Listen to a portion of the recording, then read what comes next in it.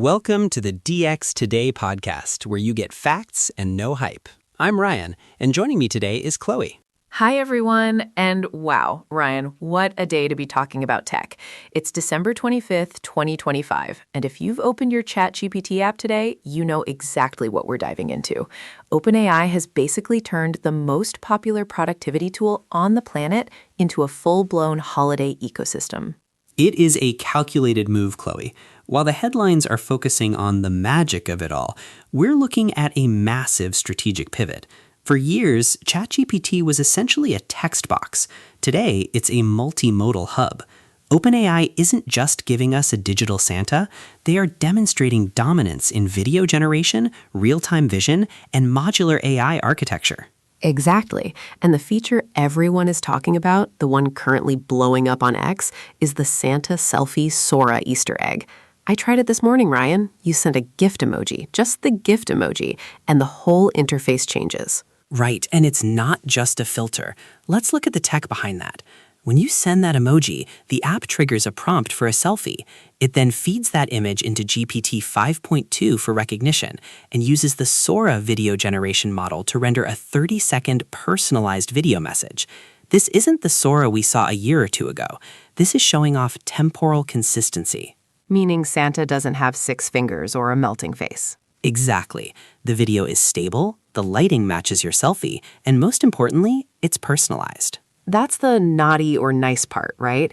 It's a little eerie, actually. The AI Santa doesn't just say Merry Christmas. He actually references things you've talked about with the AI over the past year. Which brings us to the data side of things. That naughty or nice verdict is a clever way to mask a massive metadata analysis of your 2025 conversation history. It's part of their Your Year with ChatGPT recap, which, let's be honest, is OpenAI's version of Spotify Wrapped. Oh, it is 100% inspired by Wrapped. But instead of just telling me I listened to too much synthwave, it gave me a chat archetype. Apparently, I am a creative debugger. Sounds about right for you. But look at the analytics they're giving users. It's not just you sent 5,000 messages. It identifies your most active chatting days and provides a pixel art painting summarizing the themes of your year. From a technical standpoint, that's a massive synthesis task. They are summarizing millions of tokens of personal data into a single creative output. And it's not just personal stuff. They've actually gone historical this year. Did you see the NORAD partnership? It's the 70th anniversary of the North American Aerospace Defense Command tracking Santa. It's a brilliant PR move, but the tools embedded in that partnership are actually quite functional. They released the ELF enrollment tool, which uses the same image-to-image tech as the Santa selfie, but it focuses on creating official Santa's helper portraits. Then you have the Toy Lab. The Toy Lab is my favorite. You describe a toy, no matter how ridiculous, and it generates a printable coloring page. My nephew spent 2 hours today making dinosaur astronaut firefighters. It's basically a fine-tuned DALL-E 3 implementation, but streamlined for parents. And don't forget the Christmas Story Creator. It's a fill-in-the-blank tool for bedtime stories. Again, it's about making the AI agentic, moving it away from, hey, write me a story, to a guided interactive experience. Speaking of interactive, we have to talk about the voice. The Santa mode and advanced voice is, honestly, it's a little startling how good it is. It's the baritone. They nailed the vocal texture. But the real breakthrough there isn't the voice itself. It's the live vision integration. Right, because you can actually point your camera at things while you're talking to Santa. I pointed my mine at my gingerbread house, which, full disclosure, was leaning a bit to the left, and Santa actually gave me tips on structural icing. He knew exactly what he was looking at in real time. That's the low latency vision at work. To do that, the model has to process the video feed, understand the spatial context of your kitchen, and then generate a response in that specific Santa persona without a 3-second delay. That requires a massive amount of compute. Which leads me to a question, Ryan. Why now? Why put all this effort into holiday fun when OpenAI is usually so focused on enterprise and changing the world? That's the code red strategy we've been hearing about. Internal reports suggest that after Google launched Gemini 3, OpenAI saw a slight dip in daily active users. Sam Altman reported an 8-week sprint, they're calling it shipmas, to reclaim the top spot in the App Store. These festive features are the mass adoption hook. They want everyone, kids, grandparents, casual users, using GPT 5.2 and the O3 mini models. Interesting. So it's a bit of a flex? A way to show that they can do fun better than Google or Meta? It's a flex, but it's also a testing ground, specifically for something called Project Hazelnut. Okay, wait. Project Hazelnut. That sounds very festive. What is it? It is festive, but the implications are serious. It's their new modular skills framework. If you notice, these holiday features aren't custom GPTs like we had in 2024. They are integrated via slash commands and modular skills.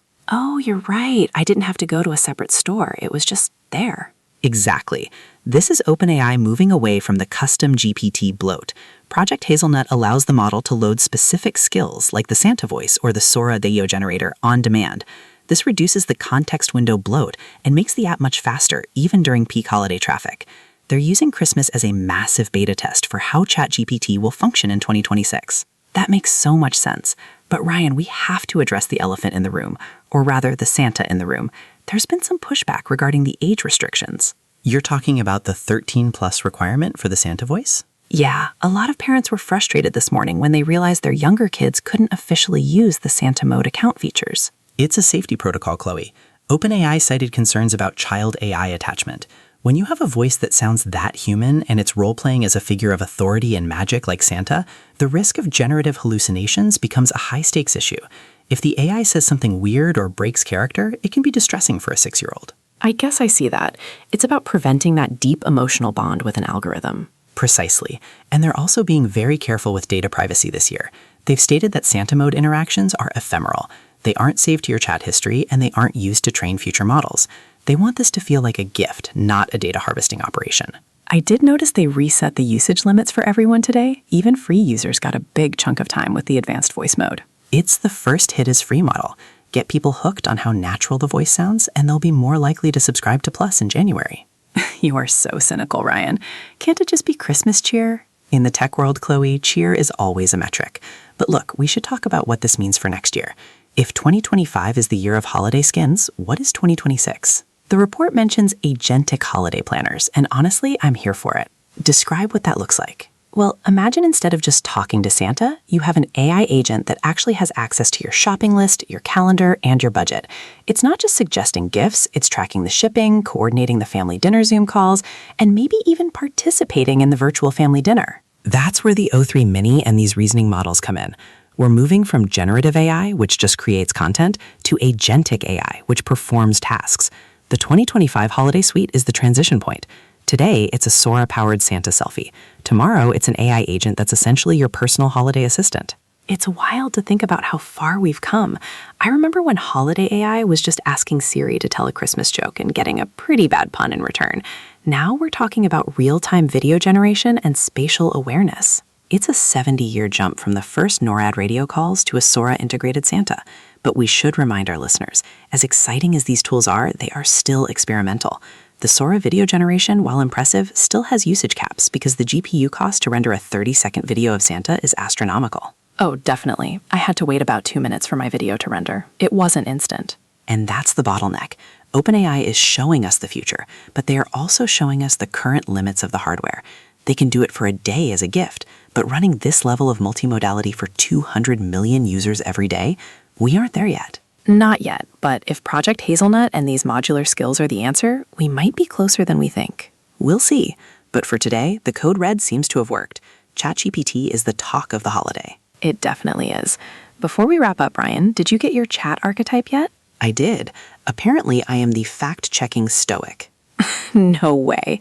That is too perfect. The AI knows you too well. It's the data, Chloe. The facts don't lie. Well, on that note, I think we've covered the suite.